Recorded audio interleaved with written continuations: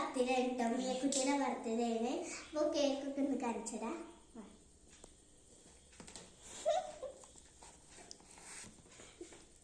ഇതാണ് കേക്ക്. മിയ നല്ല എന്താ റെഡി ആയിട്ട് ഹാപ്പി ആയിട്ട് ഇരിക്കുന്നുണ്ട് കേട്ടോ.